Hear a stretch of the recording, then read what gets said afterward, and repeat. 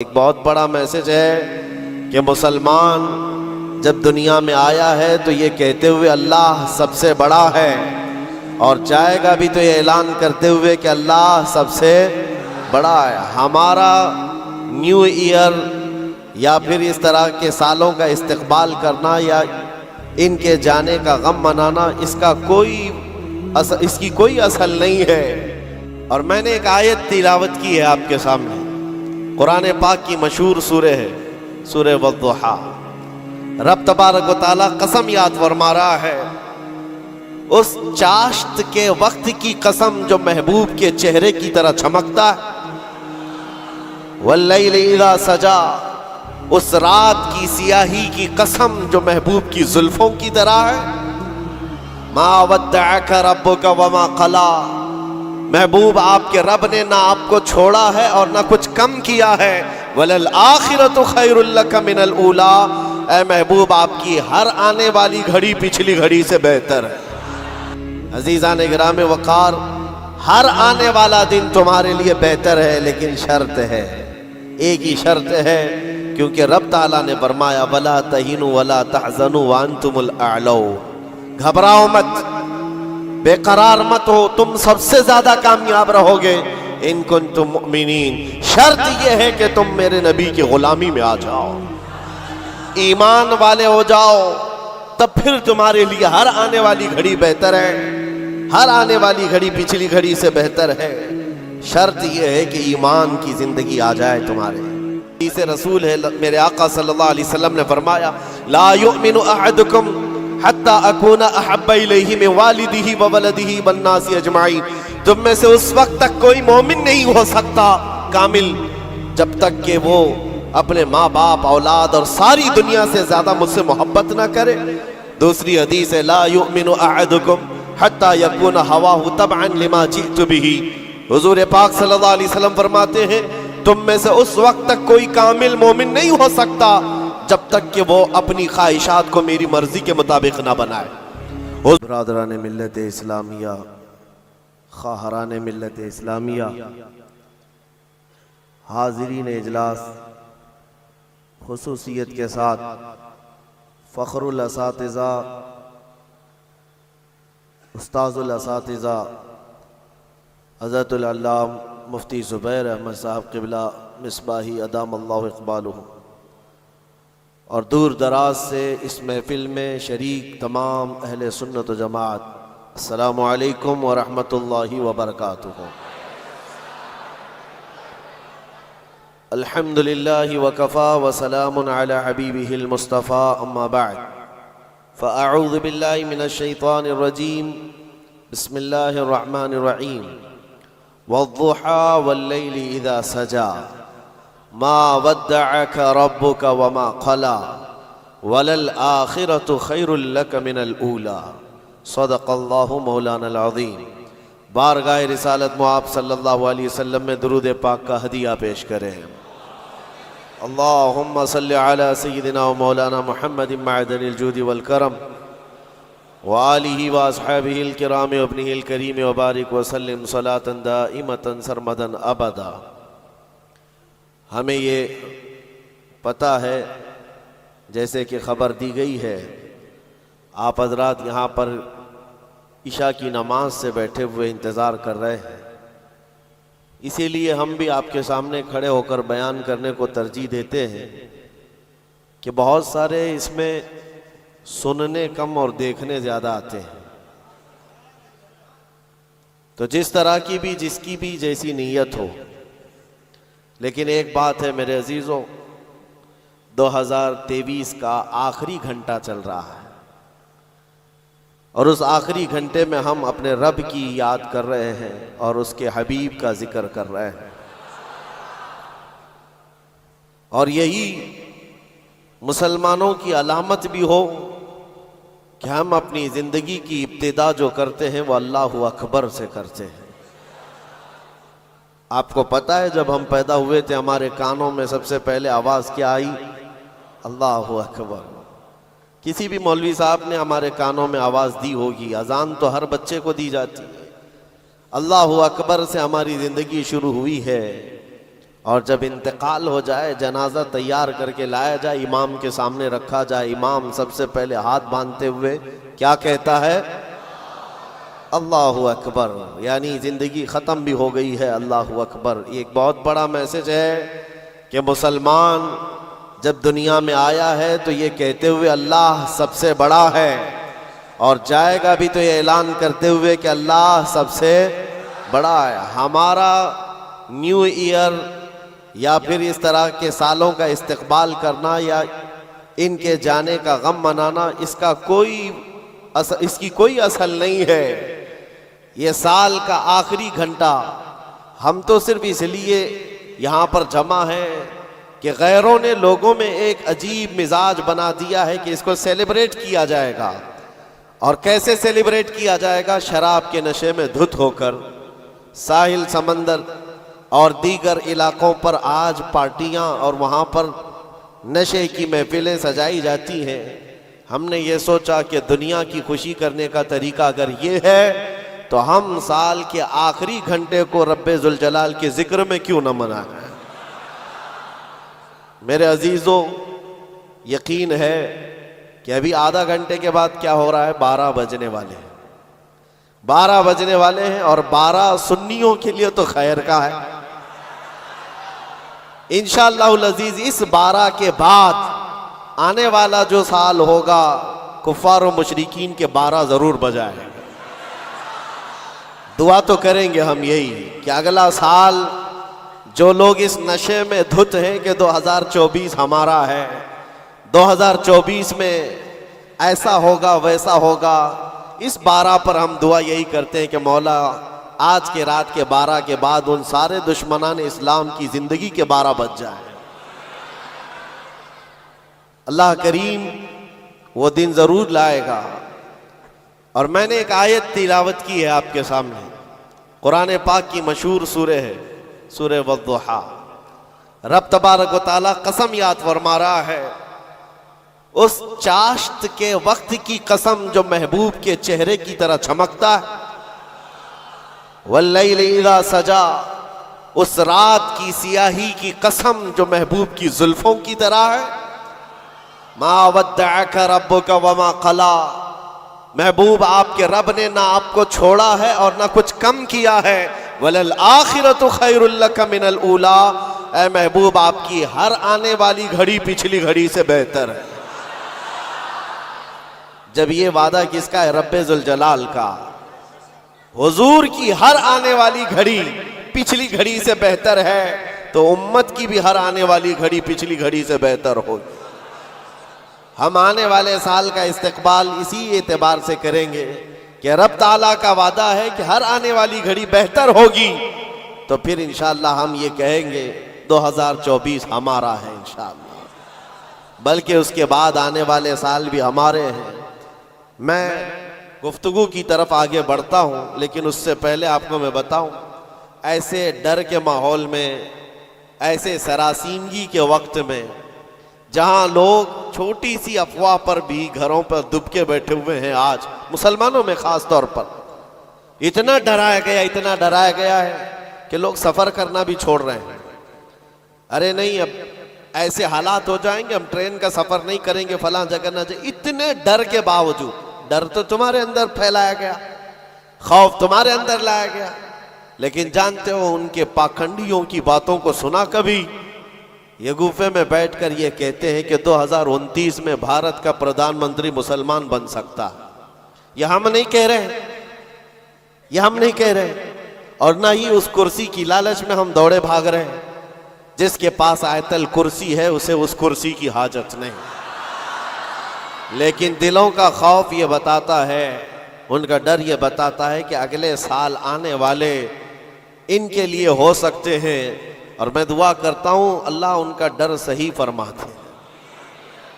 عزیزان گرامی وقار، ہر آنے والا دن تمہارے لیے بہتر ہے، لیکن شرط ہے، ایک ہی شرط ہے، کیونکہ رب تعالیٰ نے فرمایا وَلَا تَهِنُوا وَلَا تَحْزَنُوا وَأَنْتُمُ الْأَعْلَوْنَ، گھبراؤ مت، بے قرار مت ہو، تم سب سے زیادہ کامیاب رہو گے ان کنتم مؤمنین، شرط یہ ہے کہ تم میرے نبی کی غلامی میں آ جاؤ۔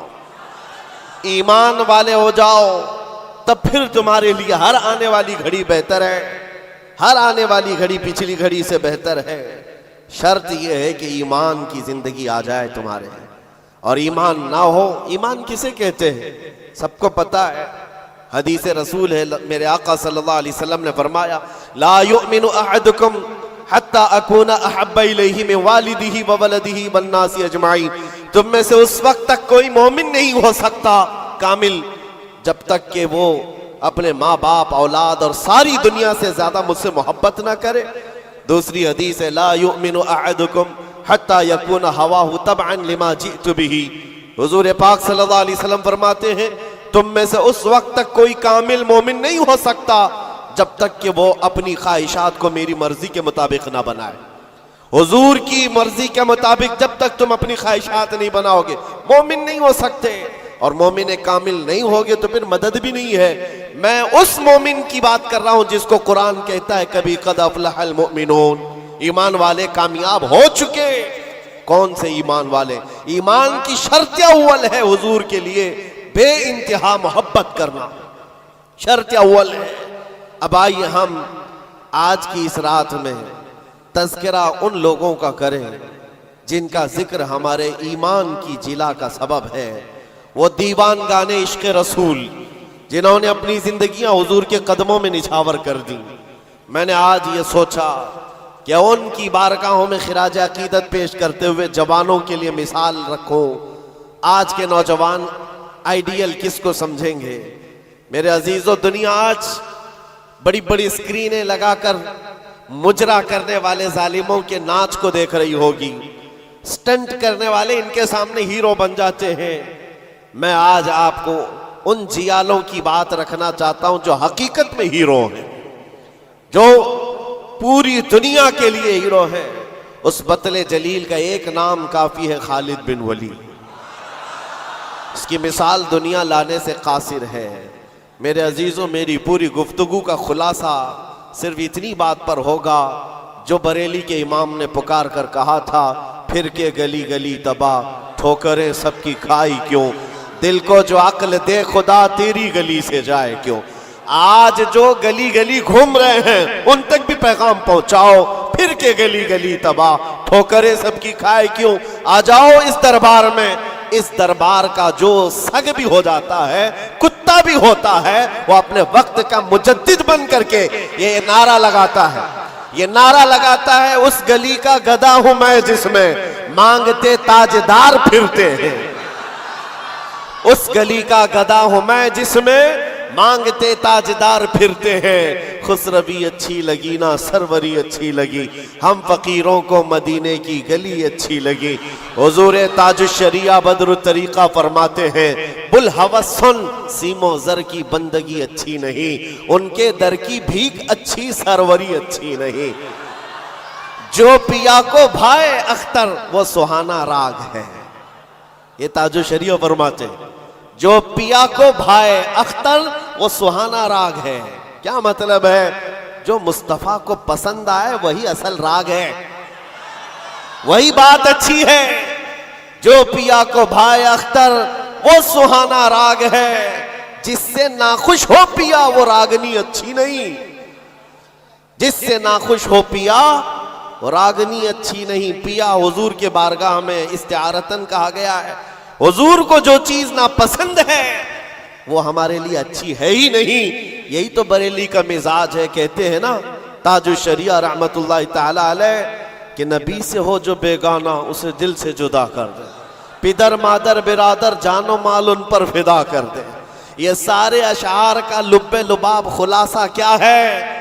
اس کا خلاصہ یہی ہے جو صحابہ کا نعرہ تھا، ہونا یہ پھول تو بلبل کا ترنم بھی نہ ہو، چمن دہر میں کلیوں کا تبسم بھی نہ ہو، ہونا یہ ساقی تو میں بھی نہ ہو، خم بھی نہ ہو، بزم توحید دنیا میں نہ ہو، تم بھی نہ ہو۔ خیمہ افلاک کا استادہ اسی نام سے ہے، نبض ہستی تپش آمادہ اسی نام سے ہے، دشت میں دامن کوثر میں میدان میں ہے، بحر میں موج کی آغوش میں طوفان میں ہے، چین کے شہر مراکش کے بیابان میں ہے، وہی نام پوشیدہ ہر مسلمان کے ایمان میں ہے۔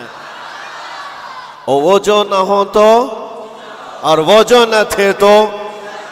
یہ سارے اشعار کے بعد اب آؤ میں گفتگو کو آگے بڑھاتا ہوں. اسی بات پر توجہ رکھنا. پھر کے گلی گلی تباہ ٹھوکریں سب کی. اگر کسی کو ٹھوکر لگی ہے تو وہ دل پر ہاتھ رکھ کر آ جائے. آج میں ان جیالوں کی طرف چلتا ہوں. یمن کا ایک قبیلہ بنو اسد ایک قبیلہ ہے جس میں رہنے والے ایک شخص ہے حارثہ اور ان کی بیوی. چھوٹا سا ایک کنبہ, چھوٹا سا ایک خاندان, 3 بچے تھے. حارثہ اور ان کی بیوی اور 3 بچے.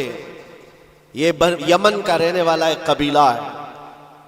عورت اپنے 3 بچوں کو لے کر میکے جا رہی تھی اور بڑا بیٹا جو اس وقت عمر کا 8 سال کا تھا, زید نام تھا.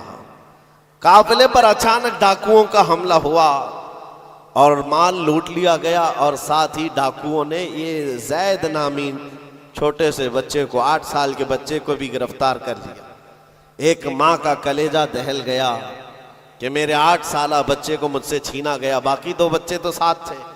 ماں کی کیفیت ایسی تھی کہ پہاڑوں پر چڑھ جاتی, چیختی تھی اور عربی میں جو اشعار کہتی تھی, اللہ اکبر, آج بھی موجود ہے. یمن کی رہنے والی یہ خاتون پہاڑوں پر جا کر پکارتی تھی کہ کوئی میرے زید کو دیکھا ہے تو مجھے بتا دے. اور جب خبر باپ کو آ کر لگی, باپ جان نچھاور کرتا تھا اپنے بیٹے زید پر. باپ کی ایسی کیفیت کہ کھانا چھوڑ دیا اور مزاج میں تبدیلی ایسی آ گئی کہ لوگوں سے ملنا تک چھوڑ دیا اپنے بیٹے کی جدائی کے غم میں. یمن والے کہتے تھے کہ حارثہ کا بیٹا جو گم ہوا یوسف گم گشتہ ہے, یعنی ایک دوسرا یوسف ہے. جیسے حضرت یعقوب علیہ السلام کے بیٹے یوسف کی علیہ السلام کی دوری ہوئی تھی تو آپ نے غم کیا تھا, حارثہ نے اپنے بیٹے زید کی جدائی میں بہت رویا. اور وہ اشعار جو عربی میں لکھے جاتے تھے, یمن میں جب وہ اشعار پڑھتے تو اپنے جو دشمن ہوتے وہ بھی رو پڑتے تھے. باپ کی جدائی کے غم کے اشعار لوگوں کو رلاتے تھے. زمانہ گزر گیا. اب ڈاکوؤں نے اس زید کا کیا کیا تھا, کچھ سال اپنے پاس رکھا اور عکاظ کے میلے میں, مکہ کے قریب ایک میلہ لگتا تھا, اور اس میلے میں لا کر زید کو غلام بنا کر بیچ دیا. جب بیچا تو یہ زید غلام بن کر کے کس کے حوالے آیا, خدیجہ بنت خویلد, ام المومنین حضرت خدیجہ رضی اللہ تعالیٰ عنہا کے گھر, حضرت حکیم بن حزام کے ذریعے سے. جب یہ غلام حضرت خدیجہ کے گھر آیا تو اس وقت 15-16 سال کی عمر تھی. پہلی نظر مصطفیٰ کریم کی پڑی تھی. رسول رحمت صلی اللہ تعالیٰ علیہ وسلم نے حضرت خدیجہ کے گھر اس نوجوان کو دیکھا. ادب میں کامل تھا, گفتگو کے سلیقے اچھے تھے, لوگوں سے ملاقات کے طور طریقے بتاتے, بڑا خاندانی آدمی. جب یہ پہلی نظر میرے مصطفیٰ کریم صلی اللہ علیہ وسلم کی پڑی تو ام المومنین خدیجہ سے کہا, میرے آقا نے اگر آپ بہتر سمجھیں تو یہ غلام میرے حوالے کر دیں. کیا قسمت ہے جس کو خود رسول اللہ خرید. زید کو خرید لیا, بلکہ تحفتاً حضور کو دے دیا گیا. غلامی کا دور ہے. زید یہی وہ حارثہ کے بیٹے ہیں, نبی مکرم صلی اللہ تعالیٰ علیہ وسلم کے حوالے آ گئے. دن رات مصطفیٰ کریم کے ساتھ گزر رہے ہیں. تربیت بھی کسی نے سرور انبیاء نے کی, اور نوجوان کے طور طریقے ایسے. میرے عزیزو, آپ کو پتا ہے یہ وہ زید ہے جس کے بارے میں آپ کو بتاؤں. حضور پاک صلی اللہ تعالیٰ علیہ وسلم کے چند دنوں کے بعد مکہ میں مشہور ہو گئے, محمد صلی اللہ تعالیٰ علیہ وسلم کا اگر کوئی محبوب ہے تو وہ زید ہے. حضرت ابو بکر صدیق رضی اللہ تعالیٰ عنہ بھی اس بارے میں فرماتے کہ زید کو جو قرابت تھی اس پر مجھے رشک تھا حضور اکرم صلی اللہ علیہ وسلم کا. اب زمانہ بیتتا گیا, زید کے گھر چھوٹے, خاندان چھوٹا, ماں چھوٹی, باپ چھوٹے, غلامی کا دور چل رہا ہے. ایک بار حج کے لیے ایک قبیلہ یمن سے آیا ہوا تھا, اور یمن والے حج کرنے کے بعد وہ اشعار سنا رہے تھے جو حارثہ زید کے باپ نے لکھے تھے اشعار, اور رلا رہے تھے. وہاں جب یہ قبیلہ یمن کے وہ اشعار پڑھ کر کے سنا رہا تھا, یہی زید وہاں سے گزر رہے تھے. یمن والوں نے دیکھا, پہلی نظر میں پہچان لیا, یہ وہ زید ہے جس کا باپ پورے یمن کو رلاتا ہے اس کی جدائی میں. یہ مکہ حرم کعبہ کے پاس کیا کر رہا ہے؟ لوگوں سے پوچھا کون ہے, لوگوں سے پوچھ کر کے زید کو بلایا گیا. پوچھا تمہارا نام کا؟ زید. باپ کا نام حارثہ. لوگوں نے کہا تجھے پتا بھی ہے تیری ماں کا کیا حال ہے, تیرے باپ کا کیا حال ہے؟ تیری ماں روز پہاڑوں پر چڑھ جاتی ہے, آسمان کو پکارتی ہے کہ آسمان بتا میرا زید زندہ ہے تو میں جینے کی تمنا رکھوں. باپ تیرا اشعار لکھ کر کے یمن کو رلاتا ہے. زید نے کہا کہ ہو سکتا ہے, لیکن جاؤ اگر میرے ماں باپ اس غم میں روتے ہیں تو ان کو میرا سلام کہنا, اور یوں کہنا کہ انہیں گم گشتہ اونٹ کی طرح مجھے تلاش نہ کرے, اس لیے کہ ان کا زید ان کی گود سے کئی بہتر گود میں ہے. یمن والوں کو یہ جواب دے کر بھیج دیا. گم شدہ کوئی بچہ اپنے ماں باپ کی خبر پالے تو کیا ہونا چاہیے, لیکن یہاں کیفیت بدلی ہوئی ہے, یہاں کیفیت بدلی ہوئی ہے. حضور پاک صلی اللہ تعالی علیہ وسلم کی اس غلامی میں دن رات گزرتے رہے, شب و روز گزرتے رہے. میرے عزیزو, جس کو ہو درد کا مزہ نازے دوا اٹھائے. آپ کو میں بتاؤں, یہ قبیلہ یمن کا گیا اور جا کر کے زید کے ماں باپ سے کہا, حارثہ اور ان کی ماں سے کہا تمہارا گمشدہ بچہ مل گیا, حرم کعبہ میں ہم نے اس کو دیکھا ہے اور سنا ہے محمد نامی عرب کے ایک مشہور شخص کی غلامی میں ہے, اور ان کی سخاوت بھی, دریا دلی بھی, رحم دلی بھی مشہور ہے. ماں اور باپ نے خبر پاتے ہی مہینوں کا سفر دنوں میں طے کر لیا. دوڑتے بھاگتے مکہ پہنچائے, اور جیسے پہنچے پوچھا کہاں رہتے ہیں؟ محمد صلی اللہ علیہ وسلم. حضور پاک صلی اللہ علیہ وسلم حرم کعبہ کے پاس ہی ان کو مل گئے. ماں اتنا روئی, باپ اتنا روئے. حضور پاک صلی اللہ علیہ وسلم کو ان پر ترس آ گیا. پوچھا کیا بات ہے؟ کہا ہمارا بچہ گم ہوا تھا, سالوں بیت گئے, اب تک ہم نے کھانے کا مزہ نہیں چکھا, اور ہم سب کی زندگی ایسی ویران سی لگتی ہے کہ اس کے بغیر زندگی میں اندھیرا ہے. پوچھا حضور نے کون ہے تمہارا بچہ؟ کہا اس کا نام زید ہے اور سنا ہے وہ آپ کی غلامی میں. حضور پاک صلی اللہ علیہ وسلم نے فرمایا زید تم ماں باپ ہو زید کے؟ کہا ہاں, اگر آپ مناسب فرما سمجھے تو ہمیں ہمارا زید لوٹا دیں. آپ اللہ کی طرف سے سنا گیا ہے بڑا رحم دل رکھتے ہیں, ہمارے لیے اپنا زید لوٹا دیں. حضور پاک صلی اللہ علیہ وسلم نے کہا میں کسی کے باپ اور کسی کی ماں سے اس کے بچے کو الگ نہیں کرنا چاہتا, لیکن پھر بھی یہ فیصلہ میں زید کے اوپر چھوڑتا ہوں. وہ چاہے تو مجھ سے آزادی لے لے, بغیر کسی رقم کے, بغیر کسی فدیے کے غلامی سے آزاد کرتا ہوں اور تم اسے لے جاؤ, اور اگر نہیں تو پھر اس کی مرضی جو ہو اس پر عمل کیا جائے. پھر ماں باپ کو لا کر کے زید کے سامنے کھڑا کیا جانا تھا. مورخین نے جو تاریخ لکھی ہے پڑھتے ہیں تو آنکھیں آپ دیدہ ہو جاتی ہیں. میرے عزیزو, رسول پاک صلی اللہ علیہ وسلم اپنے گھر یہ دونوں ماں باپ کو جو بچھڑے ہوئے بچے کی جدائی میں روتے ہوئے آئے تھے, چچا بھی ساتھ تھا, حضور اپنے گھر لے آئے, اور اس کے بعد زید اپنے کاموں میں مصروف تھے. بلایا زید ادھر آ جاؤ. آئے زید. جیسی پہلی نظر پڑی باپ پر, ماں پر, کیا کیفیت ہونی چاہیے؟ برسوں کا بچھڑا ہوا بچہ ہے, برسوں سے دور رہنے والا, ماں باپ کی محبت میں یہ جدائی کے غم برداشت کرنے والا. ایک نظر اٹھائی, پھر نظر جھکا لی اور سرور کائنات کی طرف دیکھنے لگے. میرے آقا نے پوچھا زید تم جانتے ہو ان کو؟ کہا ہاں یا رسول اللہ, یہ میرے باپ ہیں, یہ میرے چاچا ہیں, یہ میری ماں ہیں. حضور نے پوچھا زید تو پھر ملتے کیوں نہیں؟ برسوں کے بچھڑے ہوئے ہو, پھر ان کے پاس جاتے کیوں نہیں؟ زید نے کہا یا رسول اللہ, آپ کے چہرے کو دیکھنے کے بعد پھر کسی کے چہرے کی طرف ہم نظر نہیں اٹھاتے. تیرے قدموں میں جو ہیں غیر کا منہ کیا دیکھے, کون نظروں میں جچے دیکھ کے تلوا تیرا. رسول پاک صلی اللہ علیہ وسلم نے فرمایا جاؤ زید مل لو, ماں سے مل لو, باپ سے مل لو. ماں نے کلیجے سے لگایا اور چومنا شروع کیا, باپ نے ماتھا چوما. یہ عجیب منظر تھا. بہت دیر گزر گئی ان کے لاڑو پیار کے اظہار کی.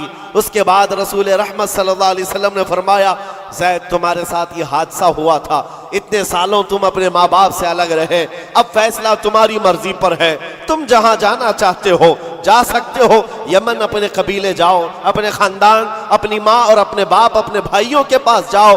حضرت زید اس وقت کھڑے ہو کر کہتے ہیں، مکہ والے یہ منظر دیکھنے کے لیے حضور کے گھر کے اطراف جمع ہو چکے ہیں، بہت سارے جمع ہیں۔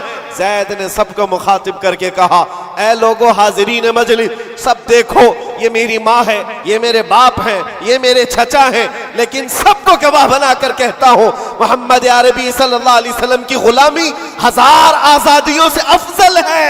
میں اپنی ماں کے پاس نہ جا سکتا ہوں، نہ باپ کے پاس جانا چاہتا ہوں، میں ہمیشہ اسی در کی غلامی میں رہنا چاہتا ہوں۔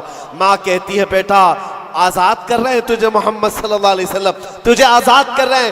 دنیا میں کسی کو آزاد کر دیا جائے اس وقت تو بہت بڑی نعمت سمجھی جاتی تھی، لیکن تم ہو کہ آزاد ہونا نہیں چاہتے۔ زید نے کہا، 1000 باپ اور 1000 ماں مل کر جو اپنے بچوں پر شفقت نہیں کر سکتی، وہ محمد رسول اللہ نے میرے ساتھ کیا۔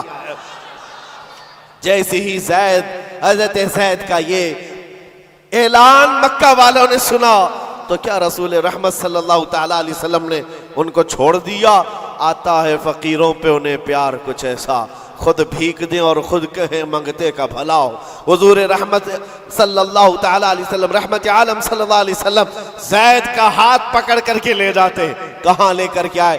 حرم کعبہ کے پاس آئے، پورے مکہ والوں کو مخاطب کر کے کہا، اے مکہ والوں گواہ رہنا، میں نے زید کو غلامی سے آزاد کیا اور آج کے بعد سے یہ میرا وارث ہے اور میں اس کا وارث۔ مکہ میں یہ بات مشہور ہو گئی، کیا؟ زید کو زید بن حارثہ کم کہا جاتا تھا، زید بن محمد الرسول اللہ کہا جاتا تھا۔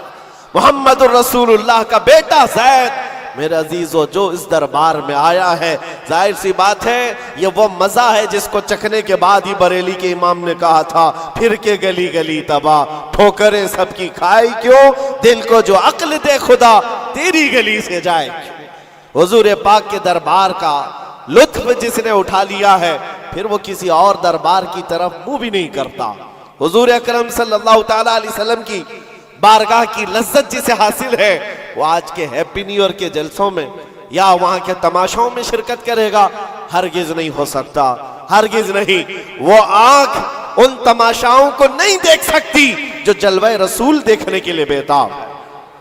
آج کی رات میرے عزیزو یہ لکھا جائے گا، تمہارے نامہ اعمال میں تو یہ لکھا ہی جا رہا ہے، دنیا کے جو حالات ابھی چل رہے ہیں وہ بھی لکھا جا رہا ہوگا کہ لوگ سال کا آخر حصہ کس طرح سے گزارتے ہیں، نئے سال کی ابتدا اور اس کا استقبال کس طرح کرتے ہیں۔ دنیا والے عیش میں دھت ہو کر، نشے میں دھت ہو کر کے کرتے ہیں، مگر مسلمان نبی پاک کے قدموں میں ہی کامیابی سمجھتا ہے۔ آؤ حضور رحمت عالم صلی اللہ تعالیٰ علیہ وسلم کے اس دربار کی لذت میں دینا چاہتا ہوں، اسی لیے اس بات پر میں بار بار توجہ دے رہا ہوں، پھر کے گلی گلی تباہ، ٹھوکریں سب کی کھائی کیوں؟ کب تک ٹھوکریں کھاؤ گے اے نوجوانوں؟ کب تک اس کی گلی میں، اس کی گلی میں، کہاں کہاں مانگو گے، کہاں کہاں کس سے بات کرو گے؟ ایک گلی کی طرف آ جاؤ جو ہر گلی سے آزاد کرتی ہے۔ دوسروں کے منگتا بننے سے بہتر ہے آمینہ کے لال کے منگتا بن جائے۔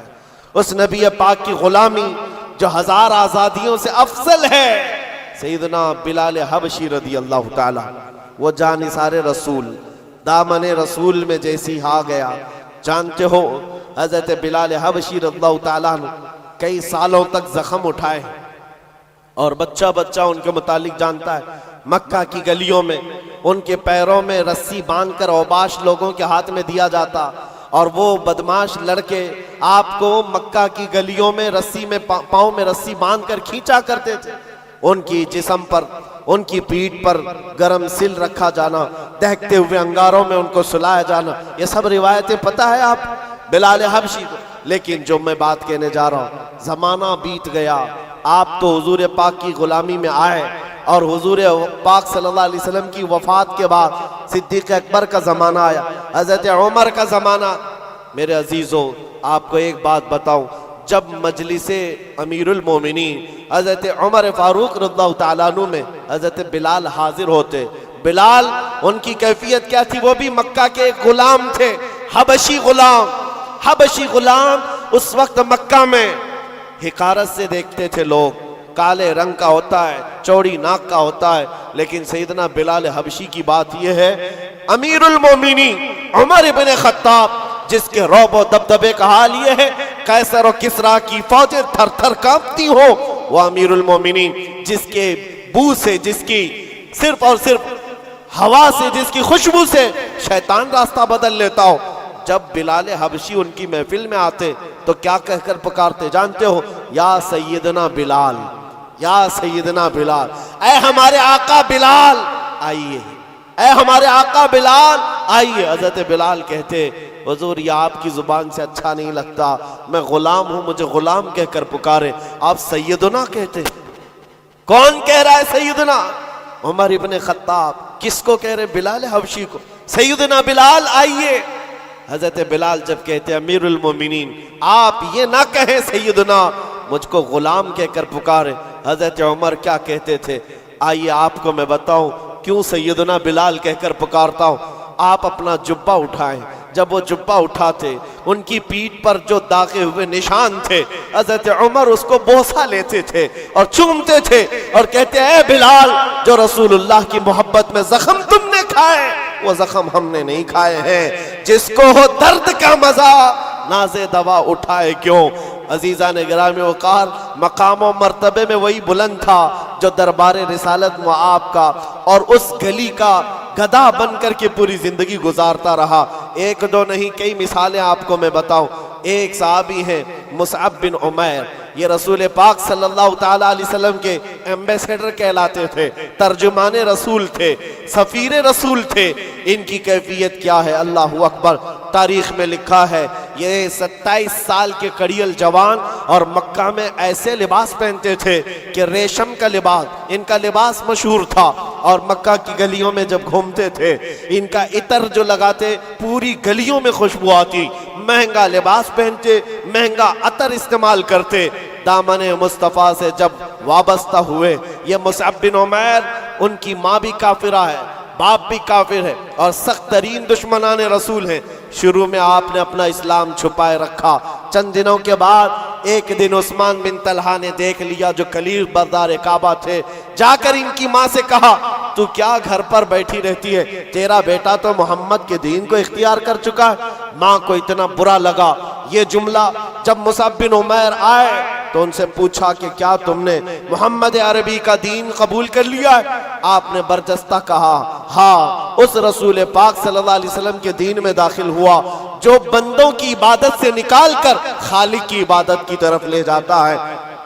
آپ کا یہ جملہ ماں باپ کو شاک گزرا، مارنا شروع کیا، اتنا مارا زخمی کر دیا۔ اس کے بعد مصعب بن عمیر گھر سے نکلے، روز مار کھاتے تھے، روز اپنی ماں سے بھی اور اپنے باپ سے بھی کوڑے بھی کھاتے تھے۔ دربار رسول میں جب آتے تو زخمی حالت میں آتے، کپڑے بھی ان کے زخموں سے پھٹے ہوئے ہوتے۔ حضور پاک صلی اللہ علیہ وسلم نے فرمایا مصعب تم یہاں سے حبشہ چلے جاؤ، حبشہ ہجرت کر کے چلے جاؤ۔ ماں باپ وطن سب چھوڑ کر حبشہ کی طرف چلے گئے، چند مہینے وہاں رکے، واپس آئے، پھر دوبارہ حبشہ کی ہجرت کیا۔ نبی کریم صلی اللہ تعالیٰ علیہ وسلم کا یہ جانثار ہجرت پر ہجرت کرتا رہا۔ ایک وقت ایسا آیا تھا کہ نبی پاک صلی اللہ تعالیٰ علیہ وسلم نے مدینے ہجرت کرنے سے پہلے اپنا سفیر بنا کر کسی کو بھیجا تھا، تو مصعب بن عمیر تھے۔ مدینے آئے تھے، گلی گلی میں جاتے تھے، گھر گھر کو کھٹکھٹاتے تھے۔ ایک سال کے اندر 73 صحابہ کو مدینے کے وہ حضور کے پاک کی بارگاہ میں لا کر غلام بنا دیا تھا۔ نبی پاک صلی اللہ تعالیٰ علیہ وسلم کے دربار کے ایسے غلام بنائے، عام لوگ نہیں ہیں۔ سعد بن عبادہ، سعد بن معاذ، یہ انصار قبیلوں کے سرداروں کو اسلام پہنچانے والا وہ کڑیل جوان۔ میں بات کس لیے کر رہا ہوں سنو ذرا، زندگی تھوڑی سی مجھے بتانی ضروری ہے۔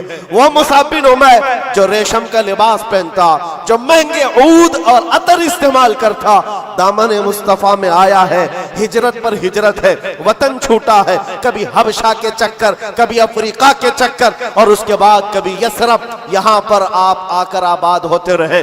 جب رسول پاک صلی اللہ تعالی علیہ وسلم مدینے تشریف لائے تھے، اللہ اکبر، استقبال کرنے والوں میں سب سے آگے بڑھ کر مدینے والوں کو جو بتایا تھا کون تھا جانتے ہو آپ؟ حضور جب تشریف لا رہے تھے، مدینے آ رہے تھے، حضرت ابوبکر صدیق اپنا کرتا اٹھا کر کے لوگوں کے یعنی ہلا ہلا کر جھنڈا بنا کر بتا رہے تھے حضور پاک صلی اللہ تعالی علیہ وسلم یہ میرے آقا ہیں۔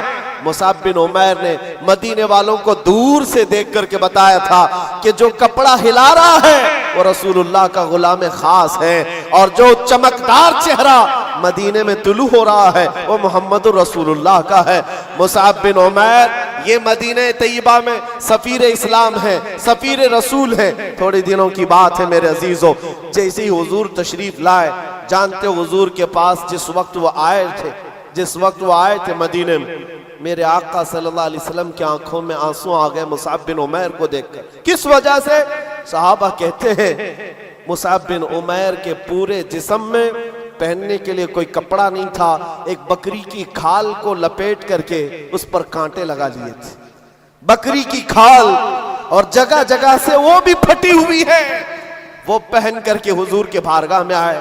میرے آقا صلی اللہ علیہ وسلم انہیں دیکھ کر رو پڑے، لوگوں سے کہا جانتے ہو یہ میرا مصعب، یہ مکہ کی گلیوں میں جب چلتا تھا اس کے عطر کی خوشبو پوری گلیوں میں ہوتی، سب سے مہنگا لباس پہنتا، ریشم کا لباس پہننے والا مصعب بن عمیر آج بکری کی ایک کھال میں اپنا جسم چھپا رہا ہے۔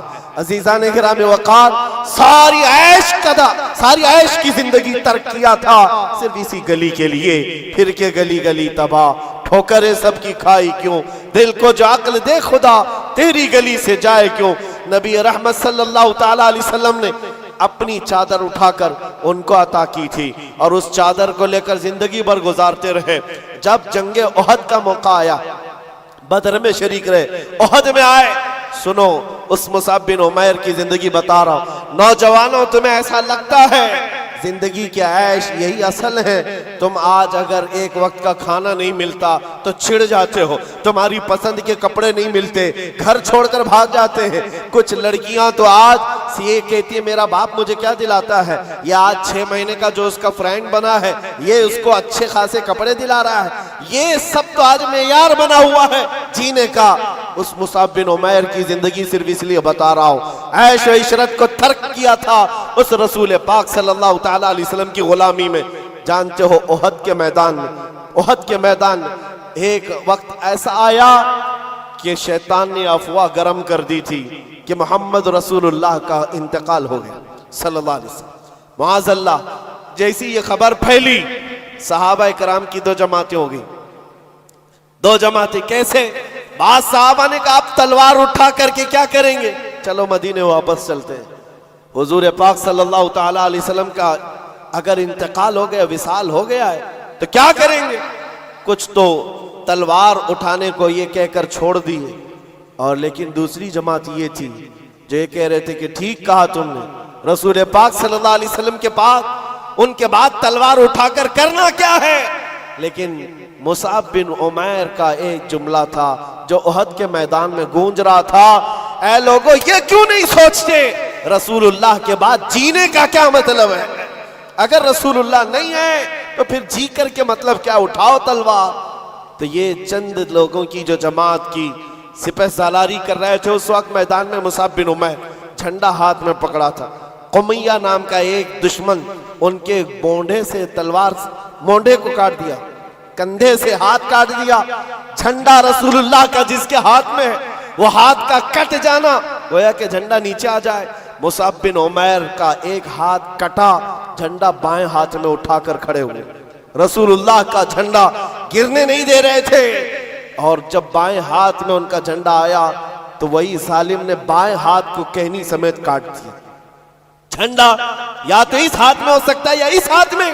تاریخ اسلام کی سچے اور آگ کی سرگردانی کرو تو پتا چلے مصعب بن عمیر نے کٹے ہوئے بازوؤں سے اس پرچم کو پکڑا تھا، سینے میں دبا کر अपनी ठूड़ी के नीचे दबाकर हुजूर के परचम को नीचे नहीं आने देना चाहते। जिसके इधर का बाजू कट गया हो, उधर का हाथ कट गया हो, कटे हुए हाथों से। और उसी उहद के मैदान में जालिमों ने जब देखा कि ये झंडा नीचे आने नहीं देता, सीने पर बहुत तेज भाला मारा, नेजा मारा। उस वक्त आपने पुकार कर कहा उहद के मैदान में, ये नहीं कि लोगों मेरा हाथ कट गया, लोगों मेरा बाजू कट गया, लोगों मेरे सीने पर दुश्मनों ने नेजा मारा। नहीं, उहद के मैदान में मुसाब बिन उमैर पुकार रहे थे, मेरा कोई साथी करीब है तो आ जाए, मुझे न संभाले रसूलुल्लाह का झंडा संभाल ले, मैं इसे आखिरी सांस तक नीचे आने नहीं देना चाहता। हुजूर पाक सल्लल्लाहु ताला अलैहि वसल्लम के परचम को नीचे आने नहीं देना चाहते। उनके भाई थे, उन्होंने उठा लिया। हजरत मुसाब बिन उमैर उहद के मैदान में शहीद हो गए। जानते हो रसूल पाक सल्लल्लाहु अलैहि वसल्लम सारी लाशों को जब जमा कर रहे थे, मुसाब बिन उमैर के पास आए और फिर कहा, ऐ मुसाब बिन उमैर, वो सफीर इस्लाम है, रसूलुल्लाह का तर्जुमान है। मिनल मुमिनीन रिजालुन सदक़ू मा अहदुल्लाह अलैह, मोमिनीन में से कुछ लोग वो हैं जिन्होंने अल्लाह से किया हुआ वादा पूरा कर दिया है। और उसके बाद उनके दफन का तरीका भी है। अल्लाहु अकबर। रसूल पाक सल्लल्लाहु अलैहि वसल्लम ने फरमाया, इनको दफन करो, इनको दफन करो। जब इनको दफन करने की बात आई तो आपका जिस्म छुपाने के लिए, आपका जिस्म छुपाने के लिए सहाबा कोशिश करते रहे। जब उनका सर छुपाया जाता तो नीचे से खुल जाता, और जब नीचे का हिस्सा छुपाते तो सर का हिस्सा खुल जाता। कपड़ा इतना नहीं था आपके पास, कपड़ा इतना नहीं था। नबी पाक सल्लल्लाहु ताला अलैहि वसल्लम के पास सहाबा ने कहा, इतना ही कपड़ा मुसाब के पास रह गया। हुजूर पाक सल्लल्लाहु अलैहि वसल्लम ने फरमाया, मुसाब के पास एक छोटा टुकड़ा है, वो दुनिया से एक छोटा टुकड़ा लिए जा रहा है और साथ में रसूलुल्लाह को लिए जा रहा है, मुहम्मदुर रसूलुल्लाह को साथ लिए जा रहा है। इस घर घास उनके कदमों पर रखकर दफन किया गया। फिर मैं कहता हूं मेरे अजीजों, वो कौन से जवान थे जिन्होंने अपनी जिंदगी को निछावर कर दिया था उन कदमों में, ऐश और इशरत को तर्क कर दिया था। उनके महंगे लिबास, उनकी महंगी खुशबुएं, सारी चीजें दरबारे रिसालत में वक्फ हो गई थी सिर्फ नबी पाक सल्लल्लाहु अलैहि वसल्लम की रजा के लिए। आज आपसे हम ये नहीं कहते कि हलाल चीजें छोड़ दो, पहनना छोड़ दो, ओढ़ना छोड़ दो, नहीं, कम अज कम हुजूर पाक के अगर गुलाम हो तो हराम चीजों को तो छोड़ सकते हो। लिबास अच्छा पहनो, खुशबू इस्तेमाल करो, इसकी मुमानियत नहीं है। लेकिन ऐ नौजवानों, अगर हुजूर की गुलामी का दावा करते हो तो हम चाहते हैं तुम्हारे कान फिर ये गंदे नगमे क्यों सुनते हैं, ये गालियां तुम्हारी जुबानों से निकलती कैसे हैं, ये तुम आवारा गर्दी में अपनी आंखें बहकाते कैसे हो, तुम्हारे ये जिस्म का हर अज़ू गुनाहों की गम्माजी क्यों कर रहा है। नबी रहमत सल्लल्लाहु अलैहि वसल्लम के गुलाम हो तो फिर आओ मेरे अजीजों, उस दरबार की गुलामी की लज्जत जिसे मिल जाए। अल्लाहु अकबर। मैं सच कहता हूं, इकबाल ने एक जुमला कहा था, इकबाल के अशार बहुत मानाखेज है। कहा था कि ये गाजी ये तेरे पुरअसरार बंदे जिन्हें तूने बख्शा है ज़ौक़े खुदाई, दो नीम इनकी ठोकर में दरिया व सहरा, सिमट कर पहाड़ उनकी हैबत से राई।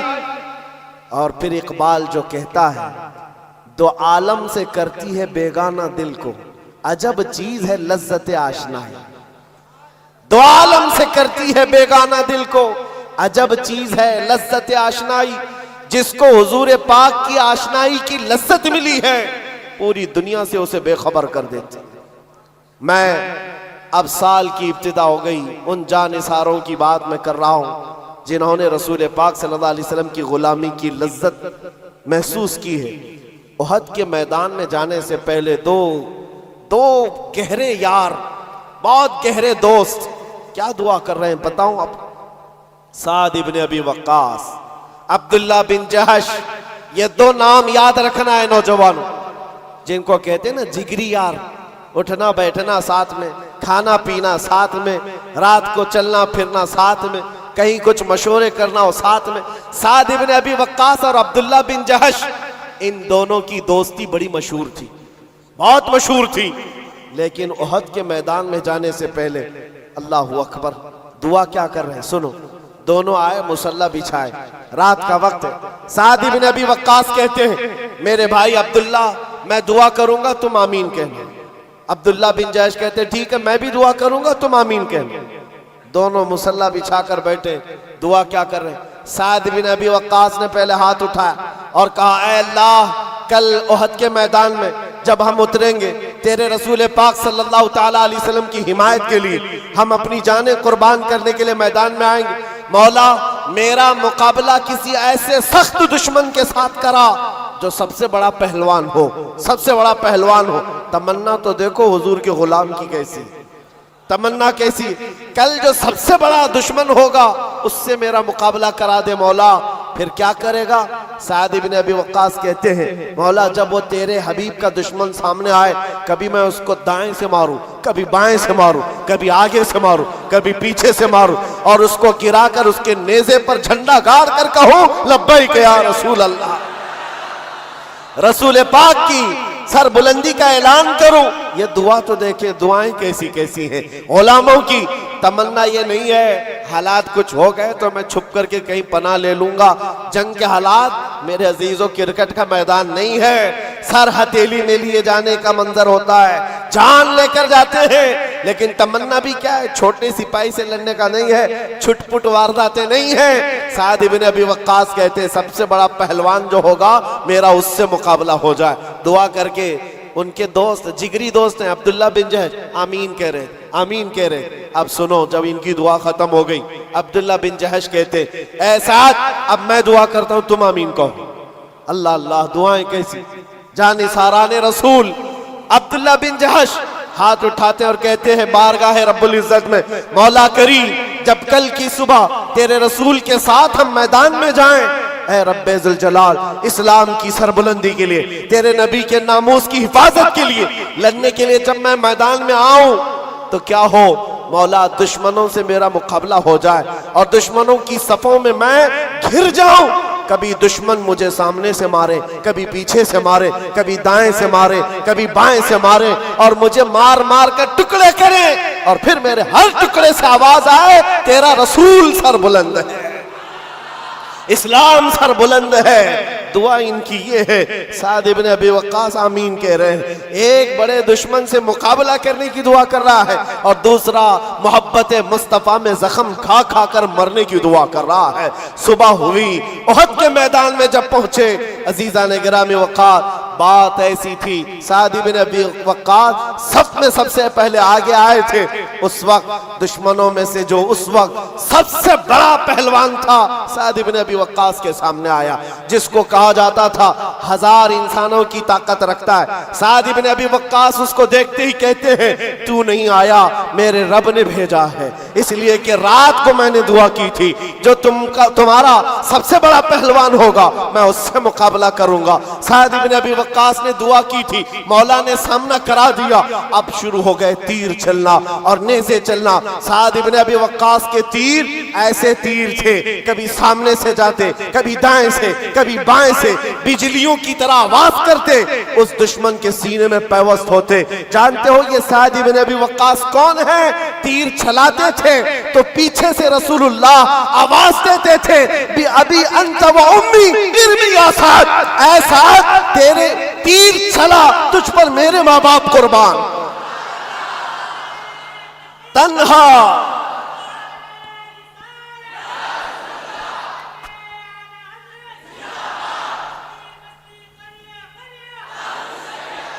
تنہا سعد بن ابی وقاص کی ذات ہے جس کو میرے رسول نے فرمایا، ساری دنیا کہتی ہے یا رسول اللہ آپ پر میرے ماں باپ قربان، لیکن سعد بن ابی وقاص وہ ہیں جس کو اللہ کے رسول کہتے ہیں سعد تیر چلا میرے ماں باپ تجھ پر قربان۔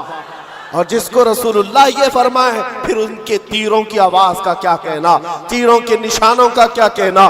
جب سن سن چلتے تھے دشمن کے خیمے میں کھلبلی مچ گئی، تھوڑی ہی دیر گزری تھی، ان کے سامنے آیا ہوا دشمن ایسا گرا کہ اس کے جسم پر سعد بن ابی وقاص کے لگائے ہوئے نشان موجود تھے۔ پھر آئے اپنے خدا سے کیے ہوئے دعا کے مطابق دائیں سے بھی مارا، بائیں سے بھی مارا، آگے سے پیچھے سے، پھر سینے میں جھنڈا گاڑ کر کہا رہے گا یوں ہی ان کا چرچا رہے گا، رہے گا یوں ہی ان کا چرچا رہے گا۔ پڑے خاک ہو جائیں چل جانے والے، مٹ گئے مٹتے ہیں مٹ جائیں گے عادا تیرے، نہ مٹا ہے نہ مٹے گا کبھی تو گھٹائے سے کسی کے، یا رسول اللہ نہ گھٹا ہے نہ گھٹے گا جب بڑھائے تجھے اللہ تعالیٰ تیرا۔ سعد ابن ابی وقاص کی دعا تو قبول ہو گئی اور آپ نے رحمان کا شکر ادا کیا۔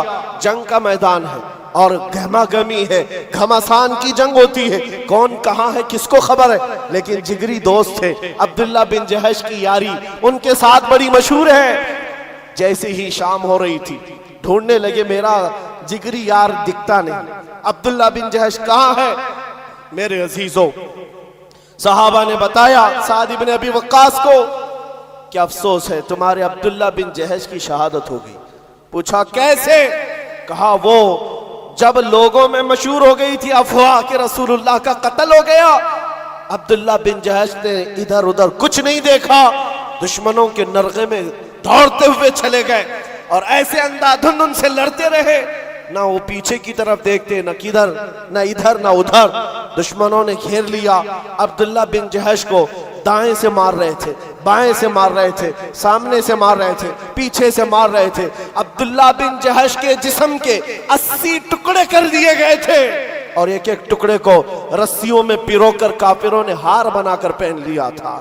یہ عبداللہ بن جہش کے ساتھ ہوا۔ سعد ابن ابی وقاص نے خبر سنی، آپ دیدہ ہو گئے، کہا اے لوگوں رب ذوالجلال کی اس محبت پر قربان، اس نے کل میری بھی سن لی، میرے دوست کی بھی سن لی، اس کی بھی دعا قبول، میری بھی دعا قبول۔ سنو جو کہنا ہے میرے عزیزوں، اس واقعے سے مجھے کہنا کیا تھا۔ سعد ابن ابی وقاص اپنے جگری دوست کی لاش کو دیکھنے آئے، لاش کہاں ہے؟ ٹکڑوں میں بدل گئی، جسم کے ٹکڑے میدان میں بکھرے ہوئے ہیں۔ قریب آئے، ان ٹکڑوں کو اٹھایا، اپنے جگری دوست کے جس کے ساتھ اٹھنا بیٹھنا ہے، بہت قریبی یاری ہے، ٹکڑوں کو اٹھایا، ہاتھ میں رکھا، دیکھا ٹکڑے ابھی گرم ہے، گوشت گرم ہے، ہل رہا ہے۔ سعد ابن ابی وقاص نے اپنے دوست عبداللہ بن جہش کو مخاطب کر کے کہا اے عبداللہ کیا کمال کی بات ہے، کل رات ہم نے بھی دعا کی، تم نے بھی دعا کی، رب تبارک و تعالیٰ سے میں نے دعا کیا تھا بڑے پہلوان سے میرا مقابلہ ہو جائے، رب نے سن لیا، بڑا پہلوان آیا، میں نے اس کو ہر طرف سے مارا اور پرچم اسلام بلند کیا، اور تو نے دعا کی تھی ہر طرف سے تجھ پر تیر آئے اور تیرے ٹکڑے ہو جائیں، رب نے تیری بھی سن لی، لیکن قسم رب ذوالجلال کی اے عبداللہ تیری دعا میری دعا سے افضل تھی، تیری دعا میری دعا سے افضل تھی، اس لیے کہ دشمن کو مارنے کا مزہ اور ہے، ان کی محبت میں مر جانے کا مزہ اور ہے۔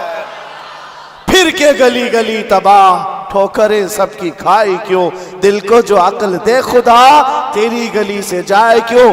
ارے میرے عزیزوں وہ مر جاتے اعلان کرتے ہوئے کیوں، جان ہے عشق مصطفیٰ روز فزوں کرے خدا، جس کو ہو درد کا مزہ ناز دوا اٹھائے کیوں۔ وہ بندہ جگہ جگہ جا کر کے اپنے دردوں کی شکایت نہیں کرتا جو محبت رسول کا بیمار ہے۔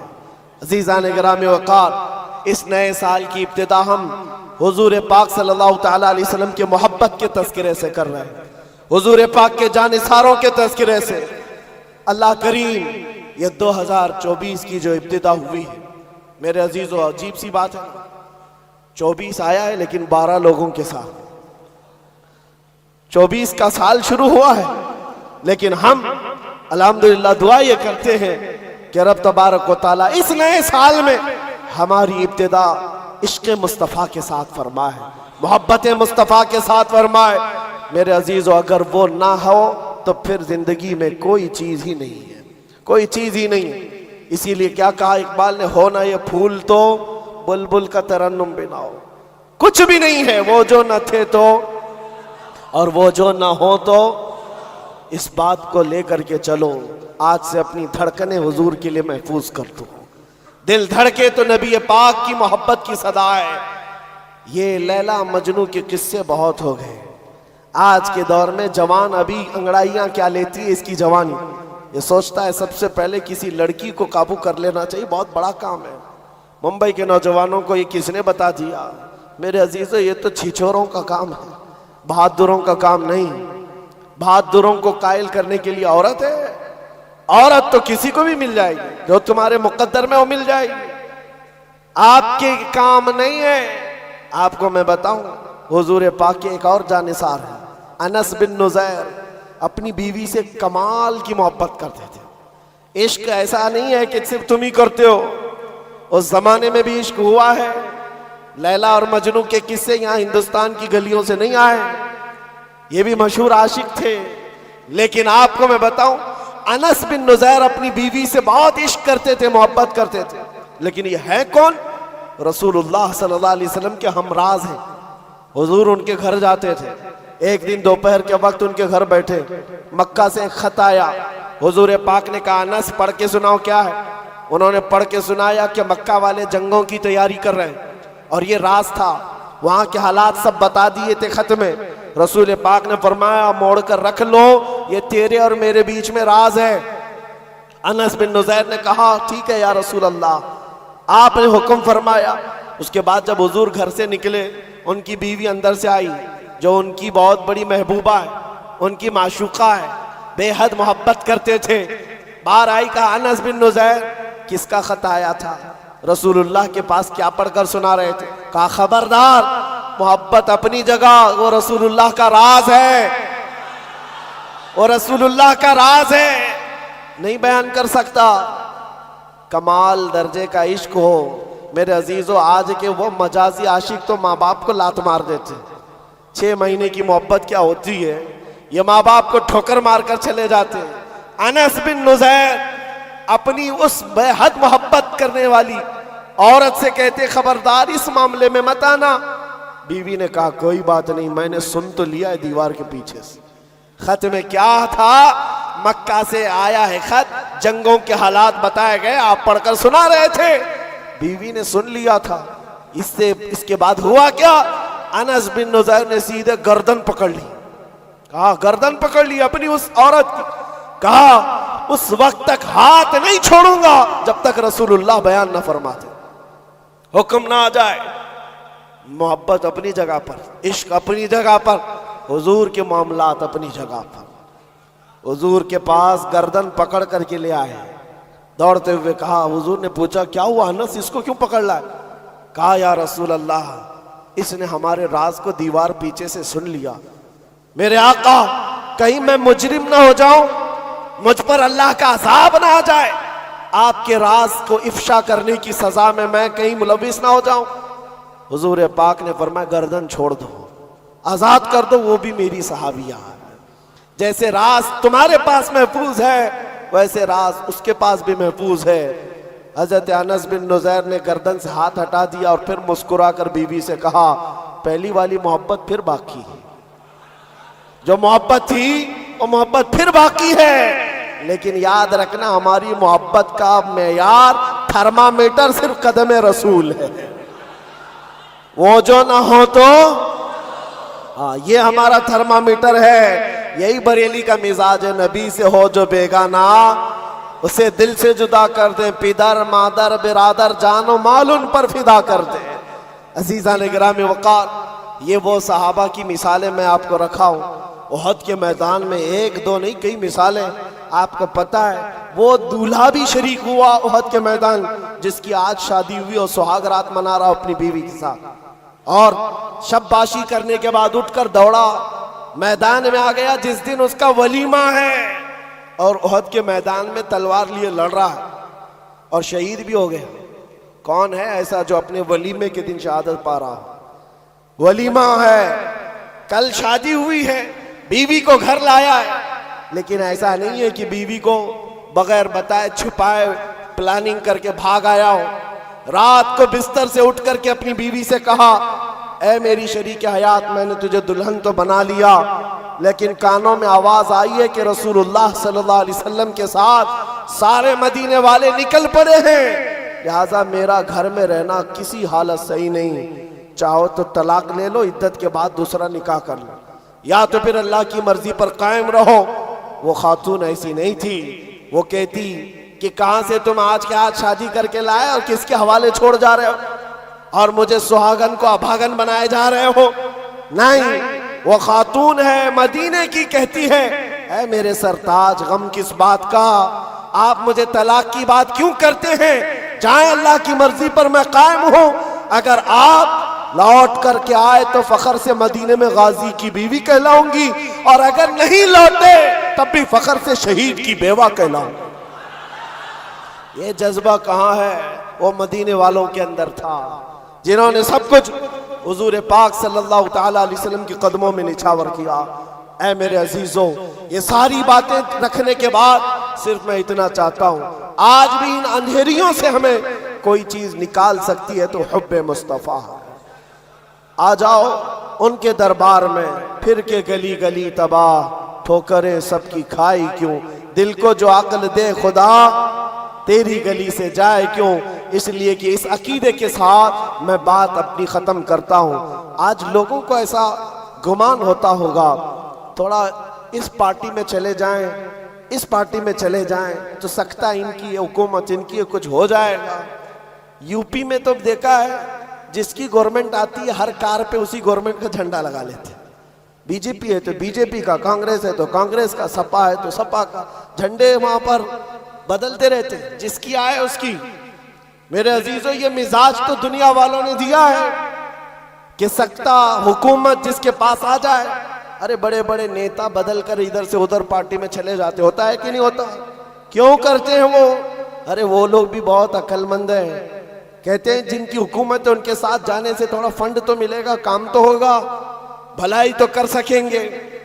یہ تو ان کی دلیل ہے، بہت اچھی دلیل آپ نے دی کہ جس کی حکومت ہے اس کے ہاں جانے سے فائدہ ہوتا ہے. اسی کو تاج الشریعہ نے ہمیں یہ کہا تھا، اے سنیو تمہیں پتا ہے جہاں میں ان کی چلتی ہے، جہاں میں ان کی چلتی ہے وہ دم میں کیا سے کیا کر دیں، زمین کو آسماں کر دیں، سریا کو سرا کر دیں. تو پھر جس کی چلتی ہے وہیں جانے سے فائدہ ہے.